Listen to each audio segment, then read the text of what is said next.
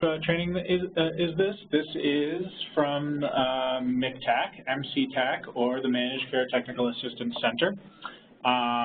If you don't know what MCTAC is by now, here is a little explanation of it, but I'm going to assume that most of you, in order to get to this webinar, have heard of MCTAC at the very least.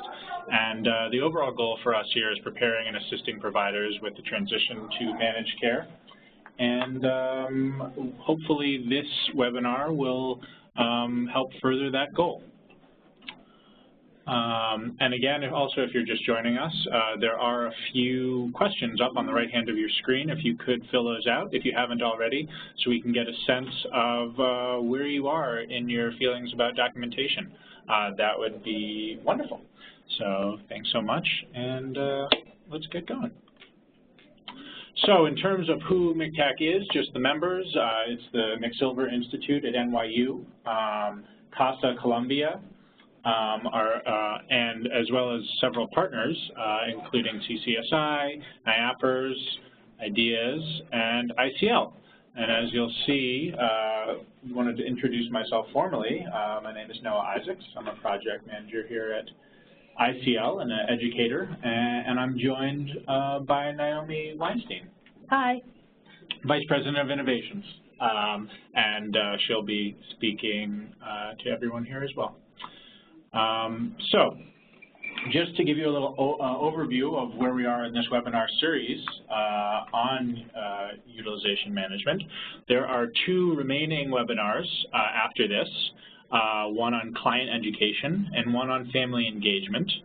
At the end of the webinar, I will put up the dates of those so as not to distract you right now, but those will be coming up in January, actually. However, there's also a couple applied learning discussions that will have some case examples and will be a place to answer anyone's questions around both documentation and actually last week's topic, which was supervision. For supervision and documentation, next week at this time, we'll, from 12 to 1, we'll be looking at OASAS-specific case examples and answering OASAS-specific questions. And from 1 to 2, we'll be looking at OMH-specific case examples and questions. So that's at the end of these slides, and I'll let you know, I'll remind you of that again at the end of this webinar. The topic for today, documentation. What are we here to do? What do we hope to get out of this?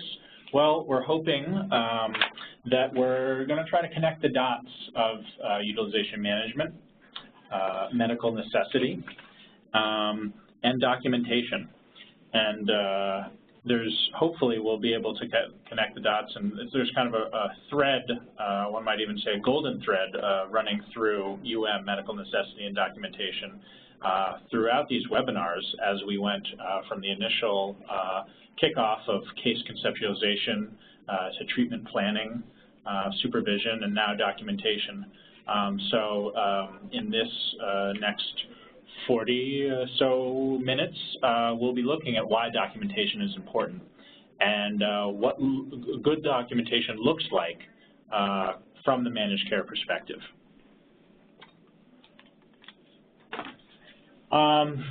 You've seen this slide before if you've been to other of these webinars, but I will quickly review. Utilization management is how MCOs decide if a specific service and level of care is appropriate under one of their members' plans. And the primary purpose is to ensure that the services that are provided to their members are necessary, appropriate, and cost-effective. Their members are our clients, and so a lot of what we're talking about today and really throughout these webinars is how to bridge that divide, whether it's the language divide, talking members to clients, or some of the sort of strength-based approaches that we might have versus the more medical language that managed cares organizations have, and I'll be getting to into that a little further very soon. But just to wrap up this slide, UM also helps to maintain the fidelity and integrity of service provision, and it's going to be the thing that we're all going to have to do if we want to get reimbursement, if we want to get paid, so that we can provide excellent quality services to our clients and consumers.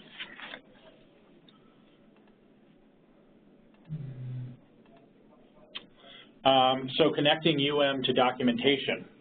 What is documentation? I'm sure for the most part people have been documenting their work with clients and consumers before, but again, this is really in the UM lens. So certainly it is a written record of clinical assessments, plans, and services, and it expresses clearly a client's story of their time in a specific program, and we'll talk more about what that story looks like.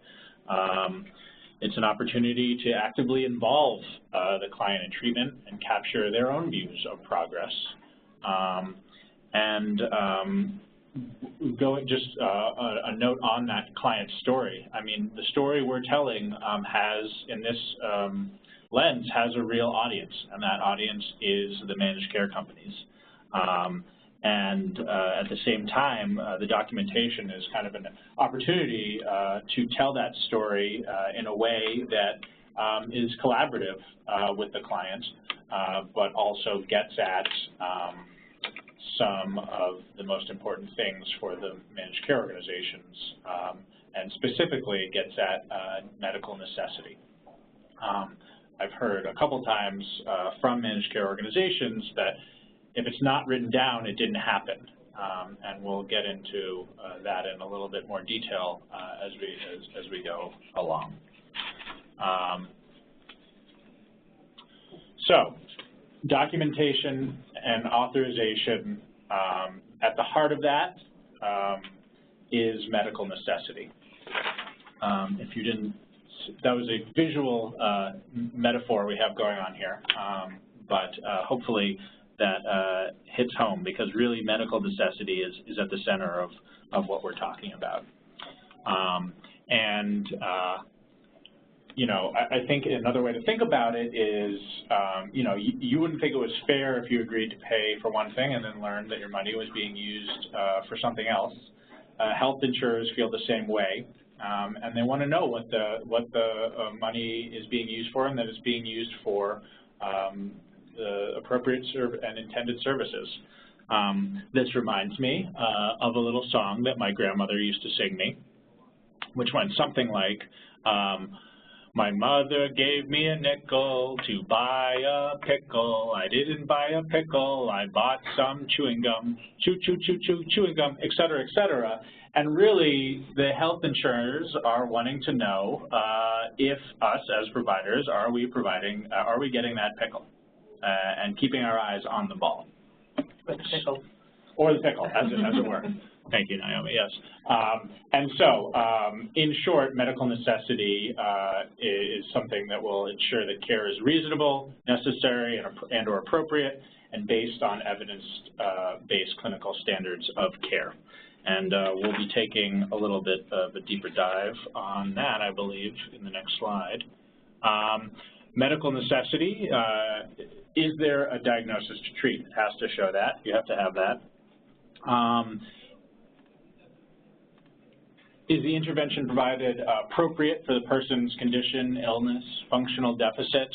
And again, those condition, illness, functional deficits, that's not maybe the most strength-based language, but this is really about being bilingual in what we do. And that second language is, for better or for worse, the managed care language. In terms of the being appropriate, I just wanted to note also that it has to be deemed appropriate by the properly credentialed person. So that's important to note as well. Is the intervention considered effective for pre-authorization, and is it considered working when we're talking about reauthorizations. Remember, we're going to have to go back to the managed care companies to talk to them about the progress that we've been made, and we'll certainly be getting into that a little bit about how do we document that progress in the next half hour or so. But it has to be effective both as in theory and then in practice. And if it's not, well, then we have to talk about that. Furthermore, you have to look at the intensity, frequency, and duration, and make sure it's neither too excessive or nor too restrictive. We're talking about a sweet spot here, and if it's one or the other, maybe there needs to be a step down in the level of care or a step up. And finally, penultimately, the person has to be able to benefit from the intervention. We have to show how there's a benefit, and the services have to be active. Our consumers, clients have to be showing up. The work has to be getting done. So, in a word, because medical necessity is integral to UM, it's vital that documentation reflect throughout. And with that, we're going to start walking through the kind of components, breaking down the components of documentation into a couple different parts: assessments, treatment plan and updates, progress notes, discharge planning, these are things that I think we've gone over somewhat in the webinars on case conceptualization and treatment planning. So some of this will be a review if you joined us for that, and we won't, deep dive into all of it, but we will bring up a couple of the most important parts of, in terms of documentation. And with the first of those components, I'll briefly hand this over to Naomi. But Naomi needs the clicker. Hi, everyone. So first we're going to talk about assessment, all right? So we all know there are several purposes of assessments, right? There is joining and engaging with the client, right? At the same time, we're trying to identify needs and barriers. We're trying to kind of suss out people's goals and what strengths can be tapped to help point a person towards achieving those goals on the treatment plan. And assessments are also important as a foundation for medical necessity, right? If there's no good assessment, then there's no proof that the person has a need for services. So in the classic kind of biopsychosocial vision of assessments, assessments have to involve past, present, and future, right? And we're looking at the whole person, not just one part of a person. So from the physical or the bio perspective, we're looking at all medical issues, again, past, present, and future. And that also includes risk factors for future problems. For example, if someone's a smoker and they're at risk for cardiac problems. From the social perspective, we're looking at housing and employment and family and other kinds of relationships. We're looking at legal status and criminal justice involvement, immigration, language spoken, education, recovery capital, any of those components. From the emotional and behavioral side and the psycho part of the biopsychosocial, we have everything from trauma to psychiatric and mental health history. We're looking also here at substance use. And I want to just say a quick word about that. It is not enough to just look at substance abuse or dependence or addiction or any of those other kinds of words. We're also looking at use because use has serious implications on treatment efficacy for medical things, right, and for other kinds of interventions. We're looking in this emotional behavioral piece also at recovery supports, particularly treatment and use of treatment in the past and what's worked and what hasn't, as well as a person's current emotional state. We know that assessments take a long time, and we also know how important they are. And I just want to mention that some programs, for example, a PROS or an IPRT, may have additional readiness assessments focused on people's commitment to change or readiness to change. That's something that also has to be integrated into the whole assessment perspective. in terms of utilization management and assessment, I think it's important to think about the fact that we're looking at both strengths and impairments. We're looking at a balanced assessment. Without noticing symptoms, deficits, functional impairments, or whatever negative words you want, we're not going to have a need for services. So you have to have that medical necessity piece. At the same time, you can't really be whole person focused unless you're looking at a person's strengths, areas of functioning, right? When we're looking at this, we're looking at both strengths, at symptoms as well as functioning, not just the medical symptoms and not just the functioning. It has to be both. That said, symptoms aren't just symptoms in a vacuum. It's not just that the person is hearing voices, but how does that impact the person, right? So if a person, for example, hears voices, so what does that mean? That may mean the person has difficulty focusing in academic settings, or it makes a person have difficulty interacting with other people. So the symptoms get connected to the functioning. If it's substance abuse, I'm going to jump to a bullet. If it's a substance abuse program, you've got to include locator and locator recommendations with the assessment information. And then finally, just to note that if an issue is raised during an assessment, it doesn't just die there. It has to keep seeing, you have to keep seeing it through. It should be addressed in the treatment plan, it should be addressed in service delivery, and should of course be appearing in progress notes. Even if you are not the person directly providing those services, and you are, for example, referring out, whether that be a medical issue or a social issue or whatever, you should still bring it up periodically and it should pop up again. All right, on to our next slide. And I'm turning it right back to Noah. For some goal setting. All right. Quickly, the role of goals and objectives in UM. Well, it provides the rationale for services, first of all, which again goes right back to medical necessity. That's the big why that the MCOs are asking. At the same time, when these goals are client developed, it shows that the client is engaged and wants the services. And certainly, I think we've heard, or certainly I've heard time and again, the sort of MCOs chanting person-centered. You know, it has to be a person-centered approach. And I think that obviously the goal, you know, this is a major part of that is including the client or consumer in those setting of those goals and making it really feel like they're at the center of their own care. It has to, you know, a big one is pointing towards an end of services, that discharge, which we'll get into a little later, but so that when objectives are achieved, you know, you might be able to step down or even, you know, step out of services. I know that in the past and the sort of paradigm, at least in the mental health side, is that people have been in services for a long time sometimes. And in this new environment, as you've, I'm sure, heard, you know, there is going to be a bit of a tightening of the belt in terms of sometimes in terms of how long people are going to be in your care.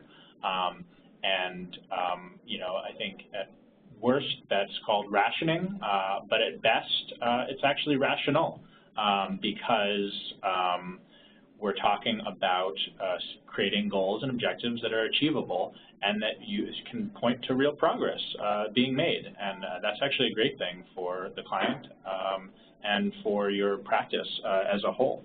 And finally, you know, the other thing that that we've talked about a lot, I think, at MCTAC is outcomes measurement. And people are, MCOs are going to be tracking data on whether in a clinic, they're going to be looking for patterns whole clinic-wide or whole clinician-wide. The same can be said for, you know, a PROS program or an ACT, and comparing one ACT program in one organization to another in another organization. So there are going to start to, patterns will be start to be revealed, and outcomes will be measured. So certainly something to keep in mind, even on the details of something like goals and objectives. In terms of definitionally, a goal is a statement of what the client wants to accomplish. Again, as I mentioned, it should be person-centered and written in an action-oriented way. I think that I will say in terms of person-centered care, that doesn't mean solely that it's the person's choice about every single one of their goals. It should be a balance between the client and what the clinician thinks need to be done. But, it should be still, it can be both of those things at the same time. I think that the goals and objectives should be easily understood by any reader, and there shouldn't be too many of them. It doesn't make sense to have too many objectives because then there could be no sense of accomplishment or progress possibly if you're all over the place in objectives. And it's also, as I was sort of mentioning before, could be a message to an MCO that the treatment is never ending. And perhaps there's not a clarity of purpose in the treatment.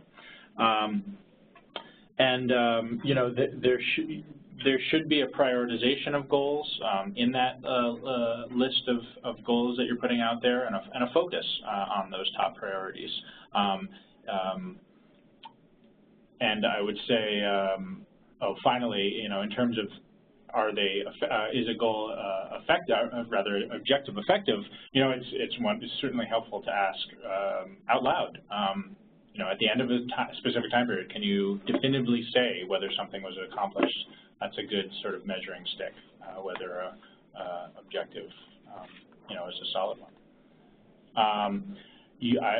If you haven't heard, the objective should be SMART. Well, you're in for a real treat. But probably many of you have. SMART is an acronym standing for simple and specific, measurable, as we've been talking about, actionable and achievable, as I think I also kind of was talking about, realistic. We're not talking about the moon. We're talking about small and measurable things that can be achieved. And it should be time limited. Again, I think I was alluding to that a little bit before. And, an example of perhaps a good one would be something like, reduce sleep disturbance as evidenced by sleeping a minimum of 5 hours per night for 7 consecutive days. Well, that's really specific. And maybe the language could be, I don't want to say dumbed down, but made a little bit more readable. But that's that gets very it's to the point. It's time limited. It's measurable, and it's in 7 days. It's actionable and hopefully achievable. But that's what you're going to be talking about next time you see them. Can I step in here? Yeah, sure. With these objectives. In some programs, it'll be okay to be focusing on goals that are symptom-focused. In other cases, you'll be wanting things that are more focused on what the person hopes to achieve positively in life. So it could be, for example, in the next 90 days, Stephanie will identify 3 ways she can comfortably say no to her mother. And the interventions then would flow out of that goal. She's going to be able to draw some boundaries, say no when her mother asks her inappropriate things. And so what are we going to do to help her get there? An example of one that might be less appropriate would be something like, Mary will report that she has insight into her depression and her mood is improved. That's more focused on the symptom and less on what she's going to gain in her life. Okay. Going back to objectives. So on to the next. On to service planning. On to service plan. All right. So service planning. Sorry, it's not clicking forward. There we go. Service plans stem from goals and objectives. Right. So if we're looking back, let's think about again back to utilization management. So first of all, the service plans have to connect back to the assessment findings of the diagnosis. The service plan shouldn't have, for example, recommending a service for depression if depression never comes up in an assessment process. Everything should link together. The specific requirements for services, this probably should say specific expectations for services. What do we expect the person to participate in? This way the MCO is not surprised when the person's coming 3 times a week for a visit because it's been planned out that way. And then I also just want to mention at the final bullet, the service plan updates should be tied to progress. These are required both by regulation and sometimes these updates are required by circumstance. There may be new needs that are emerging, and then you're going to have to do either a full update or just an amendment to make sure that you're keeping up with all sorts of things that are happening. Oops. There we go. So we talk about the 5 W's often in journalism. Well, there are 5 W's in service planning also. So you're going to know who's going to provide the services. Now here we said, for example, the name and job title. It may be just a job title, right? Or it may be the program. But who's going to be doing this? What kind of service are we talking about? Is this a group? Is this an individual session? Is this something else? How often is the person going to participate in this service? This could include something as detailed as days and times, or it could be 3 times a week. But you're trying to get a sense of how often. Where are the services being provided? Are these being provided in the community? Are these being provided on the job? Are these being provided on site in an office? Where is this going to be taking place? And then, why? Right? You have to be addressing specific identified needs and barriers. You're not just doing a specific intervention just for the hell of it. So when we're going from service plan to service delivery, we're really talking about, in the service delivery and how it relates to documentation, we're talking about progress notes. We're talking about progress notes that link back to goals and objectives in the service plan. And I want to get a little bit into the nitty-gritty of progress notes because really this is the meat of documentation that we're referring to. So progress notes need to, progress is made and or challenges encountered, referring to specific goals and objectives like we're talking about, and also the barriers. Obviously, a lot of times there are going to be barriers, there's going to be veering off because of life events, documenting how those life events are becoming a barrier to a specific goal is going to be helpful. The other thing I wanted to point out here is just, the description of progress towards attaining goals and objectives and confirmation that the services are being provided as defined in the plan, really meaning as in, if someone is saying that we're going to group therapy 2 times a week, just saying that that's happening is actually, very important because it links back the progress notes to the treatment plan. It has to be consistent with the treatment plan, and as I kind of alluded to, there might need to be updates to the treatment plan based on things that are happening in a client's life. That's okay, but something that should be noted. In terms of just tips in general, how a person is using services to achieve goals is very important. Focusing on actual staff interventions rather than observations of clients is super important.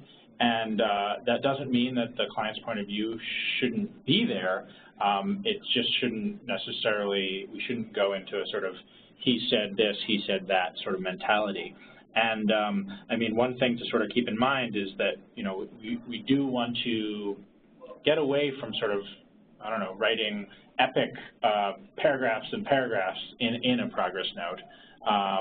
And one way that we think it would be helpful to do that is to actually create templates for your progress notes, because that gives clinicians sort of a guidance on what to focus on. It ultimately saves time because clinicians have to answer two specific questions as opposed to kind of giving a narrative form of everything that happened in a particular treatment session.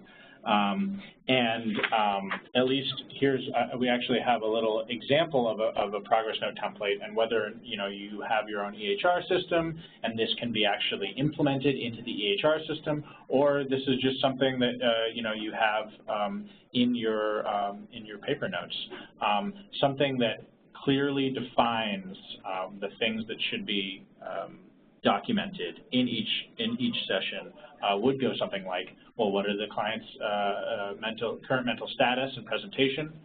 What are those new developments or progress made since the last time you saw them? What are the specific interventions and evidence-based practices utilized? Has there been any complex care provided? And what's the plan for the next session? So that really gives you a focus to how you're describing what happened in that 15, 30, 45 minutes that you were with the person. And I think that there's certainly, in the past, I've seen many examples of good progress notes and bad progress notes, and the ability to have an organizational structure to progress notes really is makes a huge difference in terms of what the best progress notes. Naomi? I just want to jump in for a second. As Noah's talking, it's kind of occurring to me that one way to think about this is about contractors. If you've ever had to work with a contractor, your contractor may come up with an estimate at the beginning, right? That's your service plan. And then there's an invoice for services. And we all know they don't always match. But in general, if the contractor is going to be building an extra room for you, they're going to be X, Y, and Z services, right? And then you're going to want to see later on, did he really provide those X, Y, and Z services? And if not, you're not going to pay for those X, Y, and Z services. If the contractor decided at the last minute that he's going to add in, an extra set of pipes, that's going to cost you more money, and that's going to be reflected in that bill. Your progress notes are your bill. That's what you're telling the MCO, this is the actual services I provided. And all of us, many people I've heard getting a little upset about the frequency with which progress notes are going to be requested by the MCOs. Some people are saying, oh my God, they're going to want daily notes. That's going to be such a burden on us. At the same time, we know that we wouldn't want to be paying for service where we didn't have a clear invoice and statement of what was being provided. So as we take a step backwards, it may help to think about that as an example or a metaphor. So now we're going to go on to discharge. Well, maybe we're going to go into discharge there. We're going to go into discharge. So typically when we think about services, we often think about assessment, goal setting, service planning, service delivery, and then we stop. And in this new model, now we're talking about discharge / step down / completion / whatever you want to call it, but kind of an endpoint to services. So I want to be clear that treatment plan objectives, if you're wording them really well, those are built-in criteria letting you know when treatment has been successful and when completion is appropriate, right? You know that the person's goal is to get housing, then when you get housing, you don't need more services. If it has to do with interacting with other people, stabilizing symptoms and housing, and you accomplish housing but not the other pieces, then you're not done. It will tell you how you're moving along. And again, you've got to use that SMART formula so that the discharge criteria are clear to everybody. So here's the classic golden thread, right, the social work concept. The pieces need to be connected together.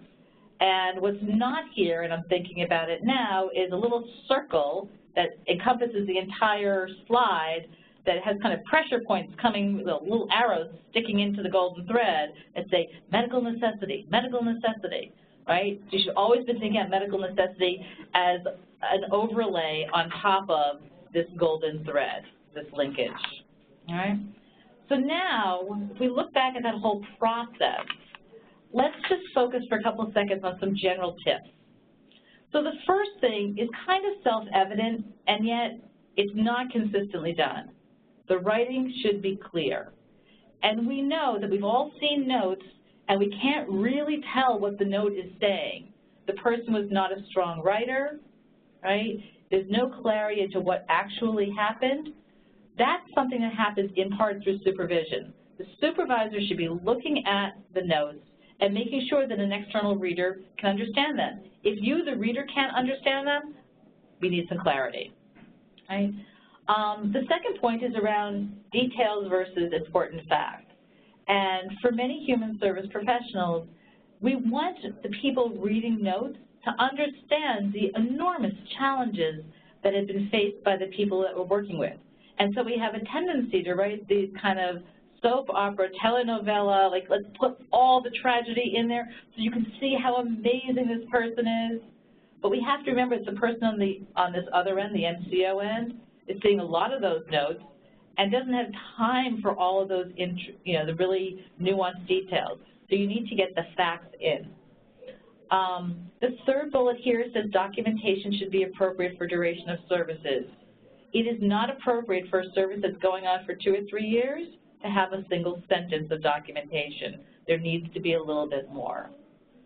We need to make sure that communication with collaterals, which could be family, which could be community members, which could be other service providers, which could be healthcare providers, that is documented in the notes so people can see the integration that we're using in terms of both community as well as other medical people. We want to be collaborating with the client to enhance that person-centered practice, and that should be reflected in documentation. The next one's a tricky one, right? Watch out for auto-populating and cut and paste mistakes. We had that originally written as avoid auto-populate and cut and paste mistakes, but if we could have avoided them, we wouldn't have to say it. So what you're supposed to do is to look for it afterwards. And we know that sometimes you'll have an auto-populate might be in your electronic health record that you're pulling in data from something else. But maybe it's not the most current, right? The person may have switched to housing programs, where they're living, that kind of thing. That causes a problem.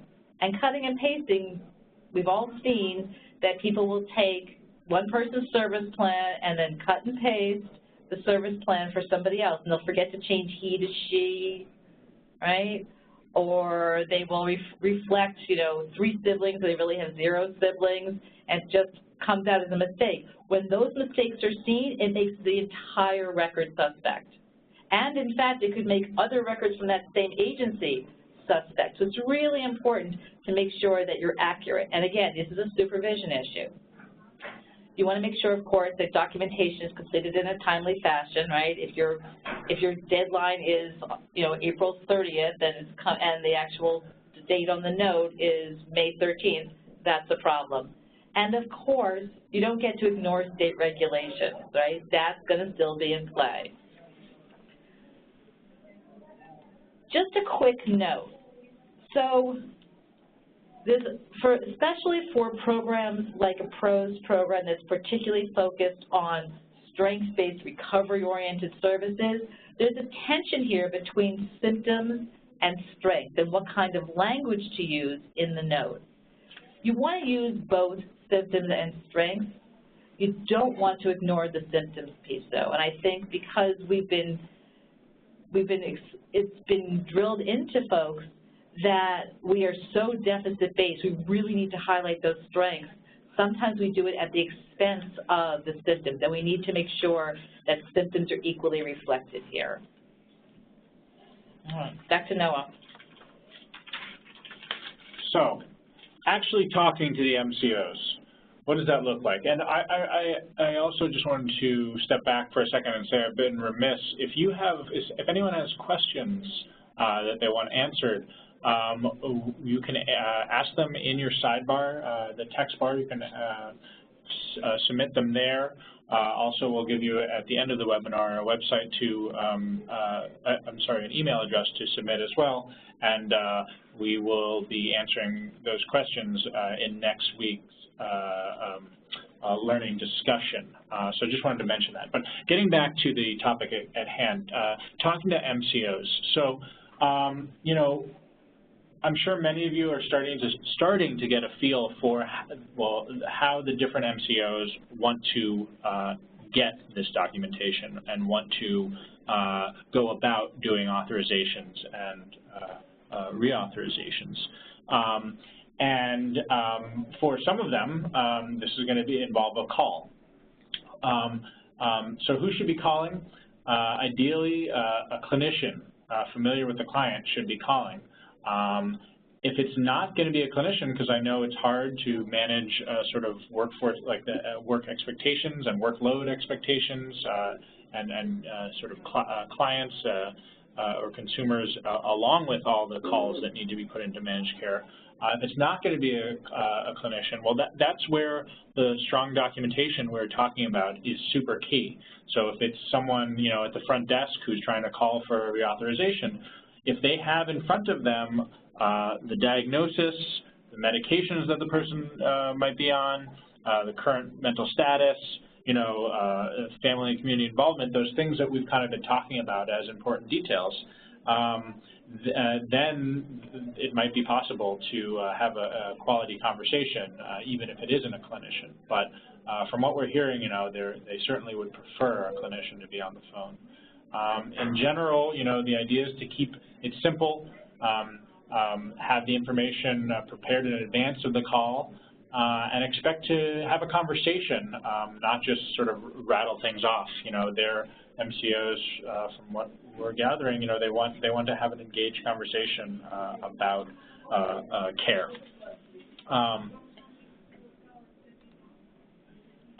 You know, even as I was kind of mentioning, even phone authorizations require strong documentation because there might be a request later on for the actual documentation, and it will be likely to require, you know, some will be by phone maybe, some will actually have to, you know, you have to put that documentation or fax the documentation over.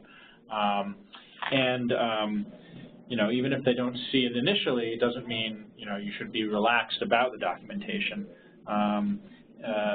With sort of, when we're talking about medical necessity, you know, like we said, if it's not written down, you know, it didn't happen, as I mentioned previously.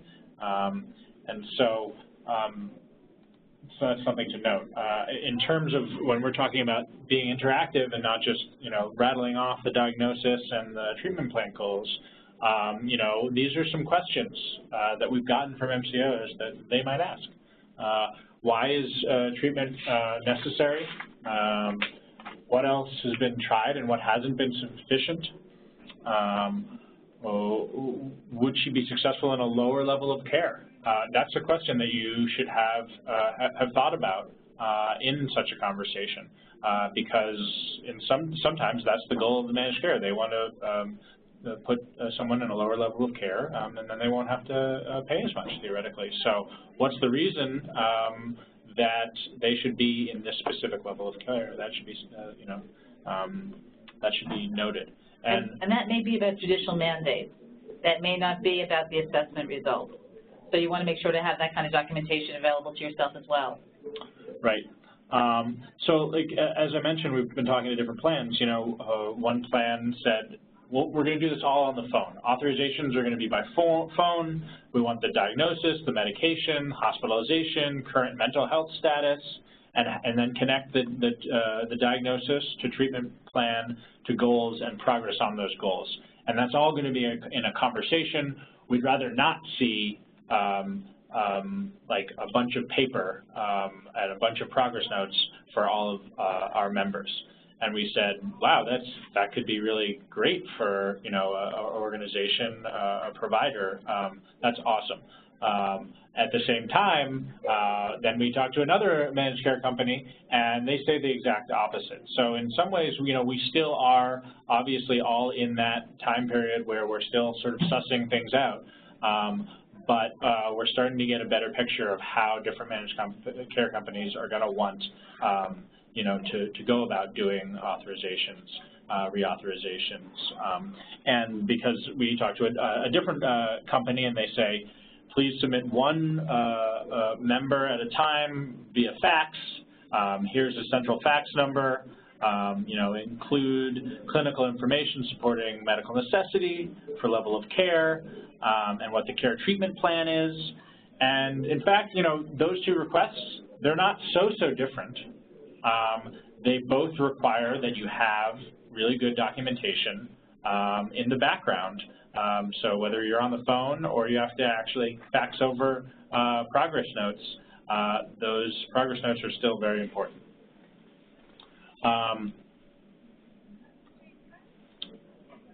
So I just wanted to mention that.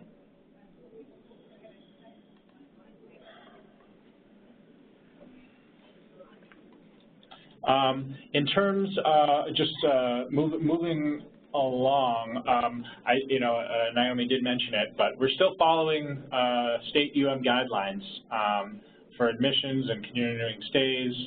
They have to follow state guidelines, and if you are at MCTAC's in-person meetings on this in early October, then maybe you saw some of this. If not, here's a link for the OMH and the OASAS regulations broken down by MCTAC, which is very helpful. It's a hyperlink, so I don't think you can click on it right now, but these slides will be sent to all of you via email and will also be available on the MCTAC website. So you'll be able to, as are the October MCTAC presentations that had this information. So, but here's an easy way to get to that if you're unfamiliar, or if you need a refresher, or if you need to plaster it up all over your walls to remember everything.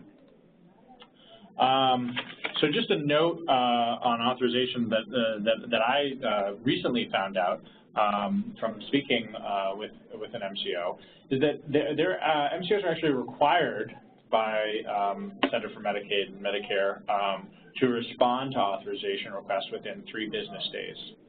So if they get the fax, they have to respond within 3 business days. If it's a phone call, then the clock starts ticking at the first request for authorization. And that means if you leave a message, if you have the right person at the MCO, and you've started to build a relationship, which hopefully we're all starting to do in terms of getting authorizations, and you leave a voice message for them with the patient's information and maybe their diagnosis, but nothing else, maybe just their policy number and diagnosis, that means that the clock starts ticking on the authorization. And so if you didn't give them a bunch of the other information, the treatment plan, et cetera, then they might come back with, because they have to do it in 3 days, they might not have enough information and they might deny you. Then you're going to have to go back and request the authorization again. So there's a little bit of a situation where if you have your ducks in a row early and are clear and concise, then you can actually do a lot for your clients or consumers and by getting all the information in early.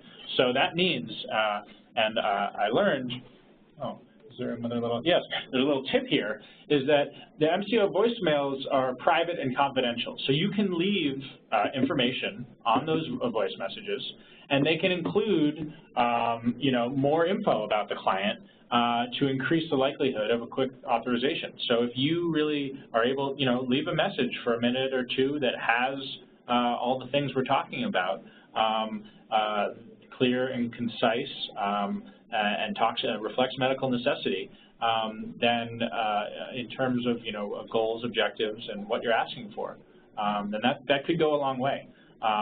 So that's a new piece of information that I just learned that I think is super relevant and kind of hopefully will help you in your thinking about being prepared when you're talking to managed care. So next steps, is really to, in general, in terms to put this into practice.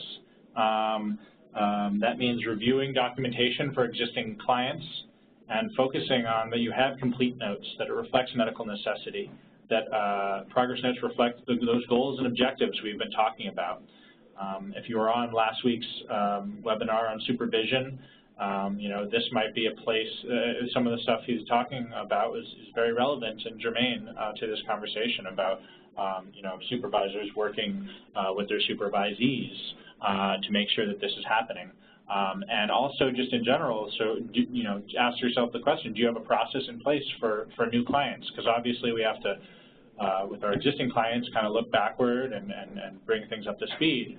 But we should be developing new habits for new clients going forward, so that this is really happening from the get-go for any new clients that you might be seeing.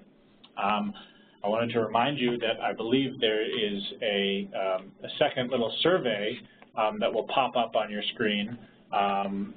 Might look very similar to the survey at the initial part of the part of the webinar. I hope that you haven't considered this a class. And if you could just take a minute to just tick off how you're feeling about those 3 questions, and that'll help us see if we, you know, are able to move the ball forward on understanding documentation, medical necessity, and how it relates to utilization management. We'd really appreciate that if you filled those out. And if we haven't done a good job, we definitely want to know that. Write in your questions. What are you burning to know that we haven't been able to answer? And we're going to get back to you next week, hopefully, you know, answering any questions you might have. So please fill out that little survey on the right side of your screen. And I'll just end with 1 or 2 more slides. The first being next steps in terms of this learning community, this learning opportunity. As I mentioned at the beginning of the webinar, there's 2 more webinars, one on client education. That's when we get back in the new year, January 5th. There's also going to be an applied learning discussion, which is what we're calling it, next week at the same time, Tuesday at noon, for anyone who is a OASAS provider. Tune in at noon, and we will be talking about some specific cases, walking through them and answering questions related to OASAS. And at 1 p.m., then that'll be probably 30, 45 minutes, something like that. And again, at 1 p.m., for any OMH providers, we'll be doing a similar routine, walking through a case study and answering questions people might have. So if you have those questions, if you have something that wasn't answered today, please email us at mctac.info@nyu.edu with the subject line documentation webinar. We want to know your questions. We want to try to reach out to any MCOs we can to answer possible questions that we haven't thought of, or you know that you really need to get answered for you to do this sort of all this work with the managed care companies moving forward. And again, these questions will be answered next week on Tuesday, December 15th, OASAS at noon. Well, it says OMHAT, but it really should be OMH at 1 p.m. With that, I would say it is 12:58, and thank you so much for joining us today. We hope you learned something. We hope that you'll send in questions, because we want, I'm sure there's things we haven't thought of, but we're really trying to give you, start to give you some tools that will help you move forward in this new managed care environment. It's scary, it's exciting, both at the same time, and we look forward to helping you get to where you need to be to provide excellent care for your clients, for your consumers in this new environment. So thanks again, and we will talk to you, some of you, hopefully next week. Thanks so much. Bye.